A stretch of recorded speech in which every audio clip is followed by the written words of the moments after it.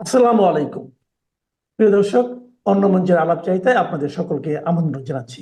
খেয়াল করবেন, যারা কখনো কল্পনাও করতে পারেননি যে তারা রাজনীতিতে ঢুকতে পারবে, প্রবেশ করতে পারবে, অথবা তারা রাজনৈতিক দল গঠন করতে পারবে, রাজনৈতিক দল গঠন করেই আবার তারা একেবারে উপদেষ্টা, প্রধান উপদেষ্টা, সেনা প্রধান, এগুলি তাদের কাছে কিছুই না, এমন একটা ভঙ্গি যাদের মনে এসেছিল, তাদের কিন্তু স্বপ্ন ভঙ্গ হয়েছে। দেখেন, একটা ভিডিও দেখাই। আমরা যা মন চাইছে তাই করছি। পোলাপান মন চাইছে সচিবালয়ে ঢুকে গেছে, পোলাপান মন চাইছে উপদেষ্টা যিনি একজন মন্ত্রী ওনার কাছে চলে গেছে, পোলাপান মন চাইছে মানে 5 জন উপদেষ্টা একটা মিটিং এখানে চিল্লাচিল্লি করছে, সবাইকে গালি খালাজ করছে। মানে এই ফ্রিডম সবাই মিস করবে, অতিরিক্ত ফ্রিডম দিয়ে করছে। এই যে এখন কেউ একটা আন্দোলন নামানোর সাহস করবে, স্বাভাবিক লোক এত হ্যাঁ, সত্য সত্য এখন ওইটাই, এখন আর ওই মববাজি চলবে না। যখন তখন সচিবালয়ে ঢুকে উপদেষ্টাদের মানে গলায় হাত দেয়া, মানে অর্থাৎ মন্ত্রীদের গলায় হাত দিয়ে আড্ডা মারা যাবে না, কথা বলা যাবে না, অধ্যুত্ব পর্যায়টা শেষ। কারণ এটার কারণটা কি জানেন? ডক্টর মোহাম্মদ ইউনূসী এই সিস্টেমটাকে একদম ব্রেক করছে। তিনি অভ্যুত্থানের বারবার আমার নিয়োগকর্তা হচ্ছে ছাত্ররা, এই কথা বলে ছাত্রদেরকে যেভাবে রাজনীতিমুখী হইলে মানে ভালো ক্ষমতামুখী করছে, এটা অকল্পনীয়।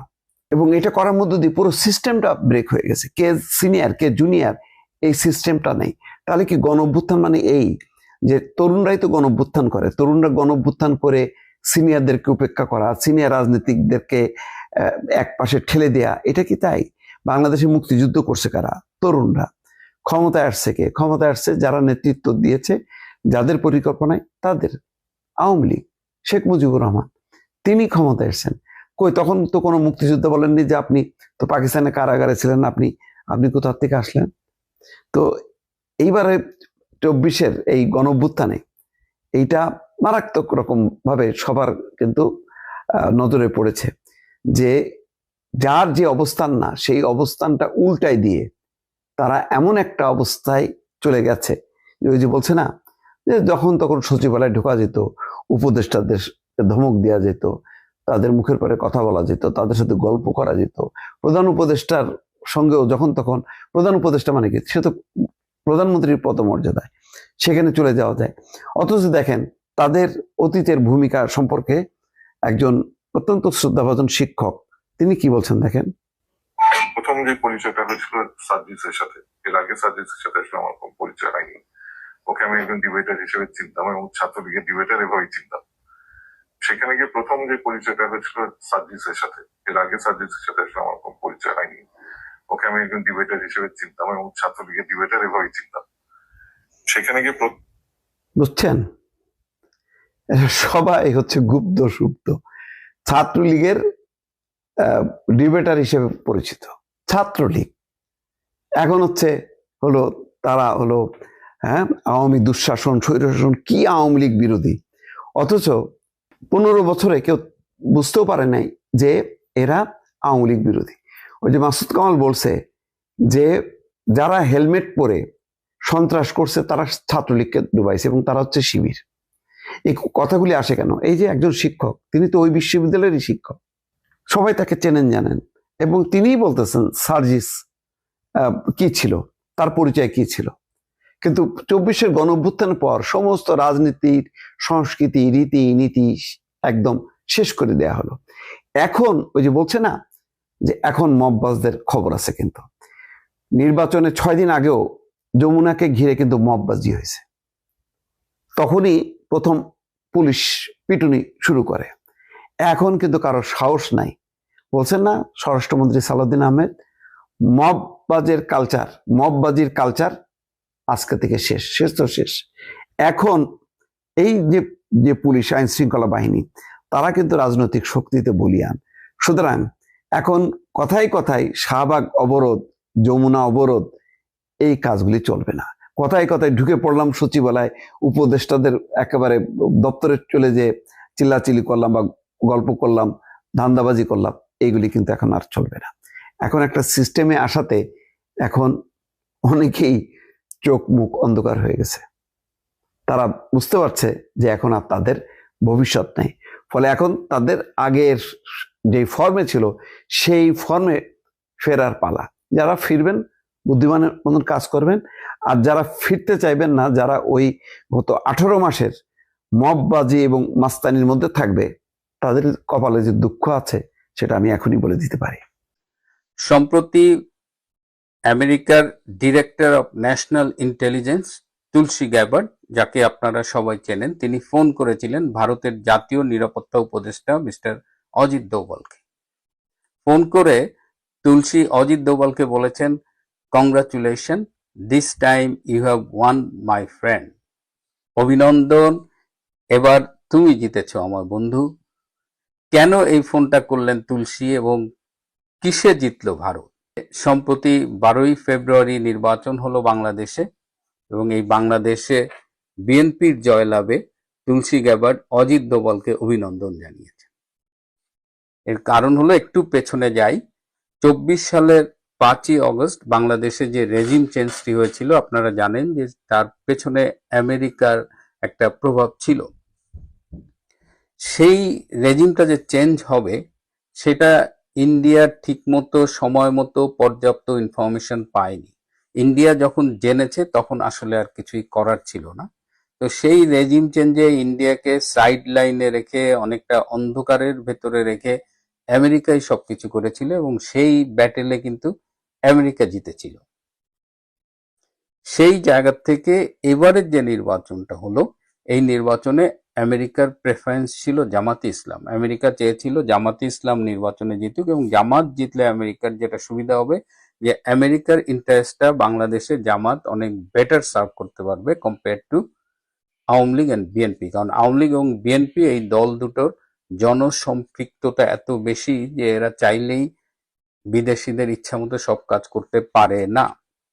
সেই দৃষ্টিকোণ থেকে আমেরিকা যখন জামাতকে চাইছিল, এবং আপনারা খেয়াল করেছেন যে তারেক রহমানের বাংলাদেশে আসতে কিন্তু ক্রমশ দেরি হয়ে যাচ্ছিল, এবং একটা পর্যায়ে ট্রেসি অ্যান্ড জ্যাকবসন, যিনি আমেরিকার চার্জ d'affaires ছিলেন দূতাবাসের, সেই ট্রেসি কিন্তু, তারেক রহমান যখন বলেছিল আসবে কিনা, ট্রেসি বলেছিল নট নাও, আরেকটু পরে।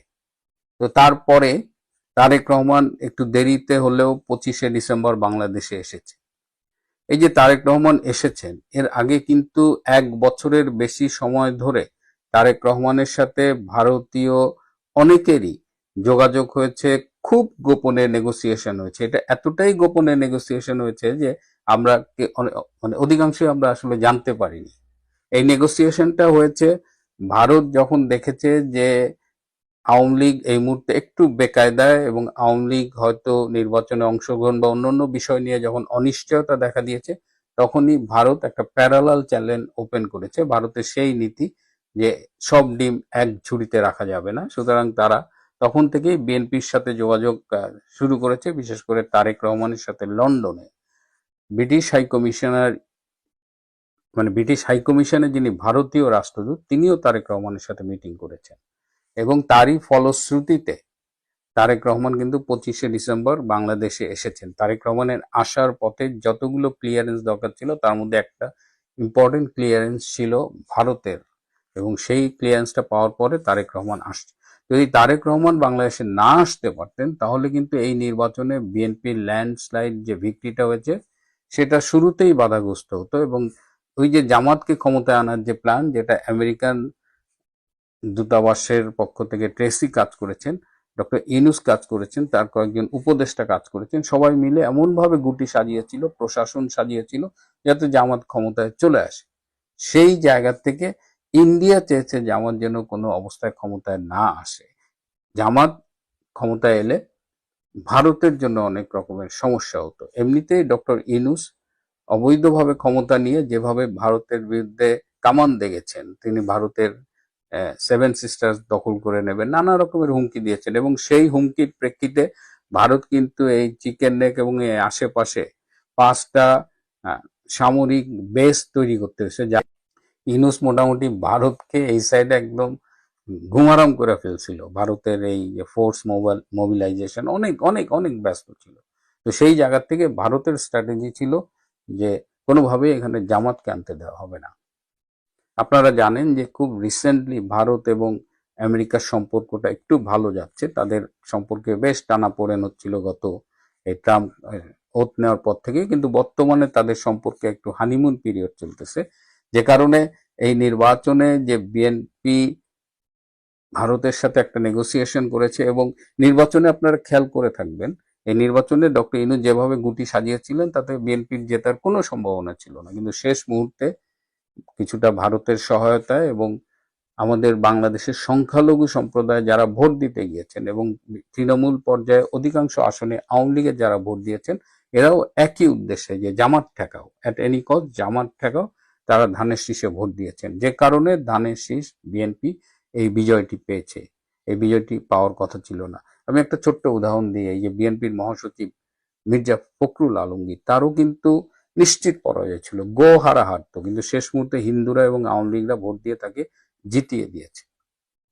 এই কারণে মির্জা ফখরুল আলমগীরের কথা বললাম, কারণ আজকে তার একটা স্টেটমেন্ট দেখলাম যে আওয়ামী লীগের অফিস খোলা নিয়ে তিনি একটি মন্তব্য করেছেন যে আওয়ামী লীগের অফিস খোলা যাবে না, আওয়ামী লীগের ভোট নেওয়া যাবে। গো হারা এবং একটা পার্টির মহাসচিব হারলে কি লজ্জার বিষয় হতো, সেখান থেকে তিনি জিততে পারবেন, তখন তার আপত্তি নাই, কিন্তু আওয়ামী লীগের অফিস খুললেই তার সমস্যা। এটি খুবই একটা বেদনাদায়ক একটা স্টেটমেন্ট তার কাছ থেকে। গত 18 মাস যে ইউনূস এই যে অবৈধ ক্ষমতায় ছিল, এই সময়টা ইউনূস কিন্তু বিএনপিকে ভীষণ অপমান করেছে, চাপের মধ্যে রেখেছে। ইভেন আলী রেয়াজ বিভিন্ন মিটিং এ যেভাবে ধমকাধমকি করেছে, বিএনপি অনেকটা মাটি কামড়ে পড়েছিল, এবং তারা শুধু এই নির্বাচনটার জন্য অপেক্ষা করেছে, নির্বাচনী ফলের জন্য অপেক্ষা করেছে। এবং সেই একটা গল্পের কথা মনে পড়ে যে এক লোক এক সুন্দরী মেয়ের প্রেমে পড়েছিল, এবং সুন্দরী মেয়েটি তখন অনেক শর্ত দিত যে আমাকে বিয়ে করতে হলে আমাকে একটা গাড়ি কিনে দিতে হবে, আমার নামে একটা বাড়ি লিখে দিতে হবে, আমার নামে কোটি টাকার ফিক্সড ডিপোজিট থাকতে হবে, অনেক অনেক শর্ত। যে শর্তই দেয় প্রেমিক বলে হ্যাঁ রাজি, যখনই বলে গাড়ি দেবো বলে দেব, বাড়ি দাও দিব, ফিক্সড ডিপোজিট করবো কোটি টাকা দিব, সব দিব। তারপরে বিয়ে করলো, মেয়েটা যখন দেখলো আরে এটা তো একটা ভালো ডিল, বিয়ের পরে আর স্বামী বাড়িও দেয় না, গাড়িও দেয় না, ফিক্সড ডিপোজিটও করে না, তখন সেই মেয়েটা বললো যে কি ব্যাপার, তুমি বললা বিয়ে করলে তুমি আমাকে এই দিবা সেই দিবা, এখন তো কিছুই দেয় না। তখন লোকটা বলেছিল যে আমি তো অবশ্যই দেবো, আমি তো বলিনি দেবো না, তবে কবে দেবো এটা তো বলি নাই।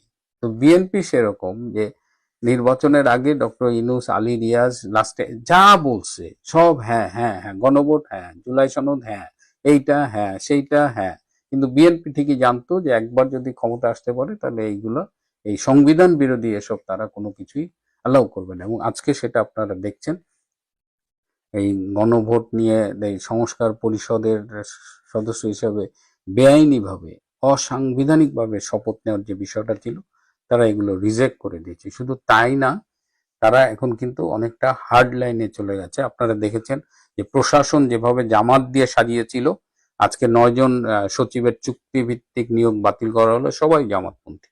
আরো বেশ কিছু সচিবের অদল বদল চলছে। বিএনপি বিশেষ করে তারেক রহমান ডিজিএফআই, এনএসআই এবং দলের কাছ থেকে ইনফরমেশন কালেক্ট করে মোটামুটি যেখানে জামাত পাচ্ছে প্রশাসনে, সেখান থেকে জামাত বিতরণ কর্মসূচি চালু করেছে। জামাত খেদাও, আর আওয়ামী লীগের যদি যোগ্য কোনো লোক থাকে প্রশাসনে তাকে রাখা যাবে, এরকম একটা নীতি নিয়ে তিনি এগোচ্ছেন। এবং এই কারণেই তুলসী গ্যাবার্ড অজিত দোভালকে ফোন করে অভিনন্দন জানালো, এবং বর্তমান সরকারের উপরে ভারতের যে একটা প্রভাব কাজ করছে এটা তাদের বিভিন্ন গৃহীত কর্মকাণ্ডে বোঝা যাচ্ছে। শুধু যে জামাত খেদাও সেটাই না, জামাতের উপরে হার্ডলাইনে যাচ্ছে তাই না, ডক্টর ইউনূস যে এই 18 মাসে তার উপদেষ্টা পরিষদের অনেককে সহ যত রকমের দুর্নীতি করেছে, অনিয়ম করেছে, সেগুলোর বিরুদ্ধে খুব সম্ভবত দ্রুতই তদন্ত হবে এবং তাদের বিচারের মুখোমুখি করা হবে, এরকমই একটা চিন্তা ভাবনা চলছে সরকারি পর্যায়ে। এবং ডক্টর ইউনূস আবার এটা টের পেয়ে, যেটা হচ্ছে যে তিনি যে কোনো মুহূর্তে দেশ ছেড়ে পালিয়ে যেতে পারেন, উপদেষ্টাদের মধ্যেও এক ধরনের ভীতি কাজ করছে। কিছু উপদেষ্টা অলরেডি পালিয়ে গেছে, কিছু বিশেষ সহকারী পালিয়ে গেছে, যারা গেছে গেছে, কিন্তু বাকিদের ব্যাপারে বিএনপি হার্ড লাইনে যাচ্ছে এবং যে পেইনটা বিএনপিকে গত 18 মাস দেওয়া হয়েছে, যে অপমানটা করা হয়েছে, তার বদলা নেবার একটা সময় এসেছে এবং সরকার সেটা নেবে। ডক্টর ইউনূসের যে দুর্নীতির কথা শোনা যাচ্ছে, আসিফ নজরুলের যে দুর্নীতির কথা শোনা যাচ্ছে, অন্য উপদেষ্টা, এই যে স্বাস্থ্য উপদেষ্টা, সেও নাকি 9,000 কোটি টাকার অনিয়ম করেছে। তো এই সবগুলো নিয়ে যেভাবে আসছে, তাদের খুব দ্রুতই তাদের বিরুদ্ধে তদন্ত হতে পারে এবং সেই ক্ষেত্রে ভারতও এই বিষয়টা একটু মনিটর করতেছে, কারণ ভারত, আমেরিকা এইসব দেশের একটা অভ্যাস আছে যে তারা যদি একবার কাউকে টার্গেট করে সহজে ছাড়ে না। সো এই হিসাবে ডক্টর ইউনূসের সামনে কিন্তু দুর্দিন আসছে বলেই মনে হচ্ছে। ডক্টর মোহাম্মদ ইউনূস, যিনি একদিন 18 মাস দেশ চালালেন এবং দেশটাকে সুন্দর চালিয়ে একটা মহান জায়গায় নিয়ে গিয়েছেন, সেখানে প্রচুর লোকের প্রচুর অবদান রয়েছে। ডাস্টবিন শফিকের অবদান রয়েছে, আমাদের প্রফেসর আসিফ নজরুল তার অবদান রয়েছে, রেজওয়ানা ম্যাডামের তো প্রচুর অবদান। পরিবেশ নিয়ে তিনি যা কাণ্ড কারখানা করে ফেলেছেন, এখন তার নিজের পরিবেশ এখন ঠিক থাকলে হয়, যা অবস্থা দাঁড়িয়েছে তার এখন নিজের পরিবেশ হয়তো ঠিক থাকবে না। তো এই যে গতকালকে আমি আপনাদেরকে বলেছিলাম না, 970 কোটি টাকা, যেটা আপনাদের প্রাক্তন প্রধানমন্ত্রী বা বর্তমান প্রধানমন্ত্রী, তাকে দেশ থেকে চলে গেলেও তিনি বর্তমান প্রধানমন্ত্রী, তার বরাদ্দ করা বার্ষিক 970 কোটি টাকা গরিব মানুষের পুষ্টিকর খাবারের জন্য বরাদ্দ করা থাকে। সেই 970 কোটি টাকা তিনি বেমালুম ঝেড়ে দিয়েছেন। ঝেড়ে দেওয়ার মানে কি? ঝেড়ে দেওয়ার অর্থ তিনি তার নিজস্ব এনজিও আছে, সেই এনজিওতে ওই টাকাটি ট্রান্সফার করার জন্য প্রজ্ঞাপন পর্যন্ত জারি করে দিয়েছিলেন। এই যে প্রজ্ঞাপন জারি করা মানে তিনি ওই সরকারের টাকাটা, যেটা গরিব মানুষের জন্য খরচা করার টাকা, সেই টাকাটা তিনি নিজে পকেটস্থ করবেন, তার এনজিও মারফত এটা প্রতিষ্ঠিত হয়ে গেছে। ফলে এই যে তিনি যা কাণ্ড করেছেন, সবই তো হচ্ছে বিতর্কের ব্যাপার। এই নিয়ে মামলা হলে সে মামলায় অনেক দিন চলবে, সে মামলায় সাজা হতে অনেক দেরি। কিন্তু এই যে 970 কোটি টাকা, যেটা সরকারি অর্থ, সেটা প্রজ্ঞাপন জারি করে তিনি সেই অর্থ নিজের এনজিওতে সেটা পাচার করেছেন বা পাচার করার চেষ্টা করেছেন, সেই ডকুমেন্ট কিন্তু এই সরকারের হাতে পড়ে গিয়েছে এবং সেই ডকুমেন্ট অনুযায়ী তার বিরুদ্ধে একটা মামলা হচ্ছে। এটা তো লিখিত ডকুমেন্ট। সরকারি টাকা তুমি নিজে আত্মসাৎ করার চেষ্টা করছো, সেটা একটা সরকারি প্রজ্ঞাপন জারি করে নিজে আত্মসাৎ করার চেষ্টা করছো। ফলে অভিযোগটা একেবারে সরাসরি প্রতিষ্ঠিত।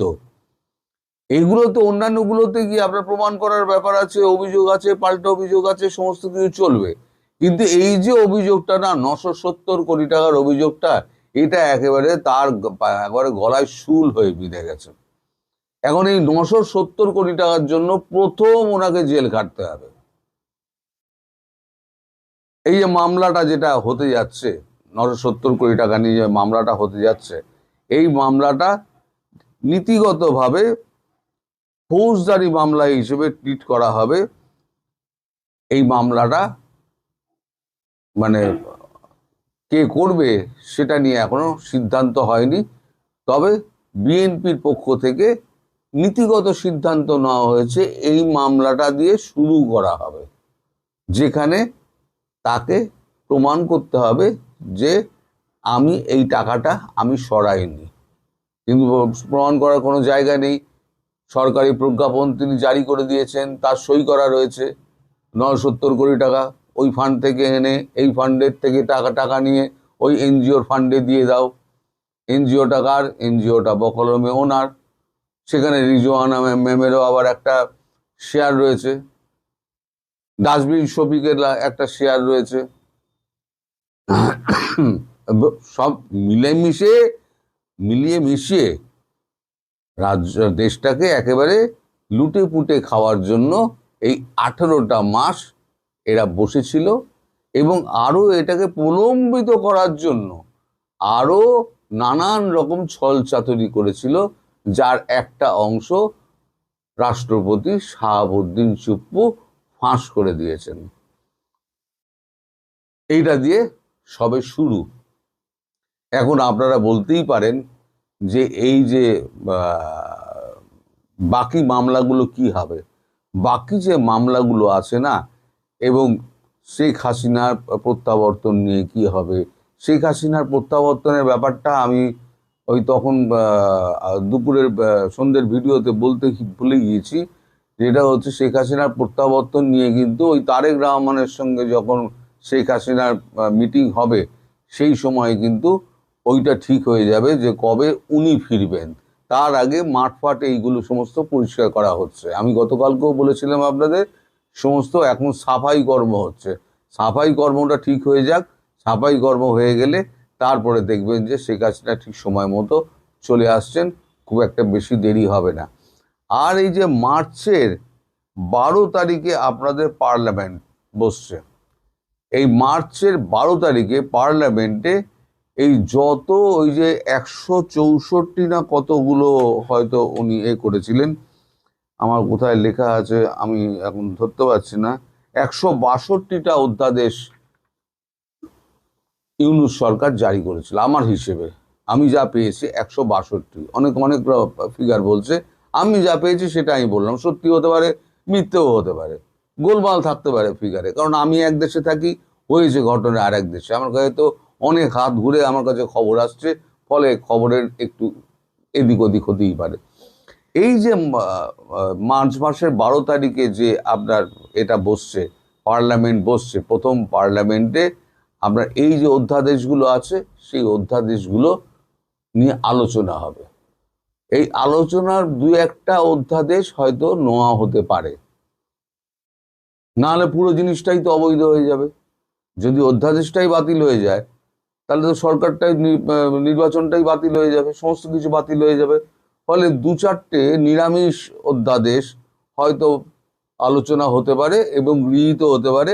এবার গৃহীত হওয়ার পর সেটা বাস্তবায়ন হবে কি হবে না, দিনের আলোর মুখ দেখবে কি দেখবে না, সেটা পরের ব্যাপার। কিন্তু এরকম 2-10টা হয়তো অধ্যাদেশ নেওয়া হবে, ওই মানে গ্রহণ করা হবে। আর বাকি যেগুলো উঠলো না, সেটা অটোমেটিক্যালি বাতিল হয়ে যাবে। তার মধ্যে যেমন শেখ হাসিনার ফাঁসির আদেশ, শেখ হাসিনার বিচার, অমুকের বিরুদ্ধে মামলা, তমুককে এটা পাইয়ে দেওয়া, যত কিছু আছে সব ওইগুলো বাতিলের পর্যায়ে যখন পড়ে যাবে, তখন গিয়ে আসল খেলা শুরু হবে। অর্থাৎ মেন খেলাটা শুরু হবে কিন্তু 12ই মার্চের পার্লামেন্ট বসার পর, যখনই অধ্যাদেশ নিয়ে আলোচনাটা হবে, তখনই শুরু হবে 12ই মার্চের পর আসল খেলা। তার আগে আগের ভিডিওতে যেমন আমি বললাম যে, মানে এই ভিডিও শুরুতে যেটা আমি বললাম যে ইউনূসের কপালে 970 কোটি টাকা দিয়ে 970 কোটি টাকা দিয়ে মামলা যেটা শুরু হতে যাচ্ছে, সেটা তার প্রথম শুল। এবং সেই শুলে উনি বিদ্ধ হবেন, বিদ্ধ হয়ে তাকে কাঠগড়ায় উঠতে হবে, এবং তিনি নিজেকে ডিফেন্ড করার কোনো রাস্তা খোলা রাখেননি। তিনি নিজেকে ডিফেন্ড করতেই পারবেন না, কারণ তিনি প্রজ্ঞাপন জারি করেছেন, সেখানে তার সই রয়েছে। আর মাল গেছে কোথায়? মাল গেছে তার এনজিওতে। পৌঁছাক বা না পৌঁছাক, মাঝপথে থাকুক, কিন্তু আদেশটা তো জারি হয়েছে। বিচারক দেখবেন ঠিক আছে, আদেশ তো জারি হয়েছে। আদেশকে দিয়েছে, আদেশ দিয়ে ডক্টর ইউনূস। মাল কার? মাল হচ্ছে সরকারের। কার জন্য মাল? গরিব মানুষের মাল। কে খাচ্ছে? খাচ্ছে হচ্ছে একটা মানে প্রধান উপদেষ্টা, তার বকলমে তার পকেটে যাচ্ছে এনজিওর মাধ্যমে। ফলে উনি গেলেন ফেঁসে। এই ফাঁসাটা শুরু হবে 970 কোটি টাকা দিয়ে। ওই জন্য গতকালকে বলেছিলাম এই 970 কোটি টাকা ওনার শুল হয়ে দাঁড়ালো। সবাই ভালো আমাদের দুর্ভাগ্য, আমাদের রাজনীতিবিদ, বুদ্ধিজীবী, আমাদের সে মৌলবী সাহেবেরা, এরা তো 2 কদম আগে নিকেল গিয়া, এরা তো সারাদিন স্বপ্ন দেখে কিভাবে ভারত দখল করবে। যে পেট কিন্তু পারমাণবিক বোমা খেলে কিন্তু দিয়ে কিন্তু পেট ভরবে না। ওই যে ভুট্টো নাকি বলেছিল দুর্বাঘাস খায় হইলেও পারমাণবিক বোমা বানাবে। পারমাণবিক বোমা কোনো দেশের নিরাপত্তা নিশ্চিত করে না। যদি তা করতো, কোনো দেশের সার্বভৌমত্ব, কোনো দেশের নিরাপত্তা যদি পারমাণবিক বোমা দিয়ে নির্ধারণ করা যেত, তাহলে সোভিয়েত ইউনিয়ন ভাঙতো না। এখনো ভাঙা সোভিয়েত ইউনিয়ন যে রাশিয়া হয়েছে, পৃথিবীতে সবার কাছে যত পারমাণবিক অস্ত্র রয়েছে তার সাথে 4-5 গুণ বেশি আছে। কই, তারপরে তো আমরা রাশিয়াকে নিরাপদ দেখতেছি না। পারমাণবিক বোমা কোনো দেশের নিরাপত্তা দেয় না। সুইজারল্যান্ডের তো কিছুই নেই, ও তো বাংলাদেশের সাথে যুদ্ধ করে পারবে না। জাপানের তো সেনাবাহিনী নেই, নামমাত্র সেনাবাহিনী। এগুলো কি নিরাপত্তা দেয়? সেনাবাহিনী শুধু একটা দেশের নিরাপত্তা দেয় না, তবে সেনাবাহিনী দরকার, কোনো সন্দেহ নেই। এই বর্তমান পৃথিবী হয়তো আজ থেকে 100 বছর পরে হয়তো সেনাবাহিনী বলতে কিছু থাকবে না, হয়তো থাকবে না, কিন্তু এখন এই পরিবেশে দরকার। এই সেনাবাহিনী তো শুধু যে যুদ্ধ করবে তা তো না, সেনাবাহিনী বহু কাজ আছে। কিন্তু আমাদের দেশের সবকিছু উল্টা। আমাদের দেশের রিটায়ার্ড সেনাবাহিনীর মেজর একজন বলে 7 দিনে কলকাতা দখল করবে, 4 দিনে দিল্লি দখল করবে। ভাষণ শুনছেন তো, 7 দিনে কলকাতা, 4 দিনে দিল্লি। কাছে কোনটা, মানে তার ভূগোলও ভুলে গেছে যে কোনটা কাছে কোনটা দূরে। এটা হলো আরেক, যারা এটা বলে দাবি করে এই পেয়ারা পাকিস্তানের আরেক হাস্যকর কথা। ভাই, আপনার সাথে যখন আমার শত্রুতা হবে, আপনার সাথে ব্যবসা করবো, এটা আরেক বদমাইশি। টাকা দেয়নি, টাকা দেয়, তুমি অন্য জায়গা থেকে নিয়ে আসো, আনো পাকিস্তান থেকে, পারমাতে কেন, ভারত যেতে হবে কেন? তোমার বলছে কে ভারতে তুমি পছন্দই করো না, যাও কেন? আরে ভাই, আমাদের দেশে কারোর সাথে যদি, গ্রামে যদি কারোর সাথে ঝগড়া লাগে যে দোকানদারের সাথে, ওই দোকানের রাস্তাতে দিতে কেউ যায় না, দোকান থেকে মাল কিনবো আমি, তার লাভ দেখবো। এটা হলো মানে যখন কোন উত্তর দিতে পারে না তখন এই কথা বলে। তুমি টাকা দেয় না, ভারত বয়কট তোমরা বলতেছো, আবার বলো টাকা দেখিনি। এটা অনেক বাটপারি। মানে কত বড় বাটপার বা বোকা, দুইটাই বলতে পারেন। সে বাটপার অথবা বোকা অথবা বদমাইশ। আমরা টাকা দিয়ে কিনেন, টাকা দিয়ে কিনবে। আচ্ছা, আমার সাথে যেমন যে দোকানদারের সাথে আমার খারাপ ব্যবহার হয়, আমি যেখানে আছি, একদিনে আমার সাথে খারাপ ব্যবহার করেছে, আমি তো 6 মাস যাবো তার দোকানের সামনে দিয়ে তাকাইও না। আমার কাছ থেকে কেন লাভ করবো? ভারতকে এত ঘৃণা করো, ভারতের সাথে ব্যবসা করো, অন্য জায়গায় যাও না, দেখি পাকিস্তান থেকে যাও, পাকিস্তান থেকে টাইলানো, এত বিরীতি তোমার। চিকিৎসা পাকিস্তানে তো হাসপাতাল আছে, যায় না কেন চিকিৎসা করতে? ওইখানে যাক, আরো তো দেশ আছে, ওইখানে যাক, ভারতে যাইতে হবে কেন? ভারতে ভিসার জন্য তো কান্নাকাটি খায়। আবার যে লোক বলতেছে আমরা তো টাকা দিয়ে আনি, তারা এবার কি বলে জানেন? যে দেশের সাথে ভারতের সম্পর্ক নাই তারা কি বাইসা নাই? মানে এরা যে কখন আপনাকে কি বলবে নিজেরাই জানে না। টাকা দিয়ে আপনি কিনবেন, আমার সাথে আপনার শত্রুতা আপনি কিনবেন। আচ্ছা, যার সাথে শত্রুতা তার সাথে কেউ ব্যবসা করে? ভারত পাকিস্তানের সাথে ব্যবসা করতেছে না, এখন করে না তো। তাহলে ইসরায়েল থেকে টাকা যখন তাহলে এখন একটা কথা বলি, টাকা দেখি নেন তো, ইসরায়েল থেকে তো সরকার কিছু জিনিস আনছিল, ওই যে কি যেন পেগাসাস নাকি কি যেন বলে, গোয়েন্দার সংস্থার কিছু জিনিস, তখন আবার চিৎকার করছে কেন? টাকা দিয়েই তো আনে, ওটা তো টাকা দিয়ে। তো ইসরায়েল থেকে জিনিস কিনে নিয়ে আসো দেখি, তখন তো বলবে যে না না না, ওটা চলবে না। এরা একই সাথে বলতেছে ইন্ডিয়া বয়কট করবে, আবার বলতেছে আমরা টাকা দিয়ে আনি। মানে এই যে স্ববিরোধিতা, এরা নিজেরাই তো জানে না তারা কি বলতেছে। মানে এরা কি শিশু না বোকা না বদমাইশ না বাটপার, আমরা তো এটাই বুঝি না। টাকা দিয়ে আপনি অন্য জায়গা থেকে আনেন, এত মরুদ আপনার কে যাইতে বলছে ভারতে? আপনি টাকা দিয়ে কিনে আনলে তো ভারতের লাভ হবে, আপনি একটু করেন না। তাহলে আপনি একসাথে বলতেছেন আপনি ভারত বিরোধিতা করেন, আবার বলতেছেন ভারত থেকে জিনিস আনবো। আপনি দেখেন ইরান, আমেরিকা কি করে, তার সাথে শত্রুতা, ইরানের উপরে অবরোধ দিয়ে দিছে, যাতে সে নিজেও ব্যবসা করবে না, তার বন্ধু রাষ্ট্রকে ব্যবসা করতে দিবেন। কেন? কারণ সে ইরানকে পছন্দ করে না। আপনি ভারতকে ব্যবসা করেন না, পছন্দ করেন, আপনি ভারতীয় জিনিস কিনেন না, তাহলে না ভারতের আপনি ক্ষতি করতে পারবেন। আপনি আমার সাথে শত্রুতা, আমার কাছ থেকে আপনি মাল কিনবেন, তা আমারই লাভ। এটা কোন ধরনের বিরোধিতা? এটা তো একটা বদমাইশি কথা, অথবা সে বোকা। এরকম স্ববিরোধী কথা বলা মানে যে সে, তার কাছে আর কোনো উত্তর নাই, আপনি বট বাহিনীর কথা, অথবা সে বোকা, আমি বললাম তো, সেই লোককে জিজ্ঞাসা করুন যারা এগুলো বলে যে আমরা তো টাকা দেখিনি, তাকে বলেন যে লোকের সাথে তার, যে দোকানদারের সাথে তার সম্পর্ক খারাপ, সেই দোকান থেকে সে জীবনে কোনোদিন 1 টাকার মাল কিনে নিজে কিনা, প্রয়োজনে 10 মাইল দূরে যায় মাল কিনবে, তার দোকান থেকে কিনবে না। গাড়ি ভাড়াতে যায় কিনবে আরেক জায়গা থেকে, ওইখান থেকে কিনবে না।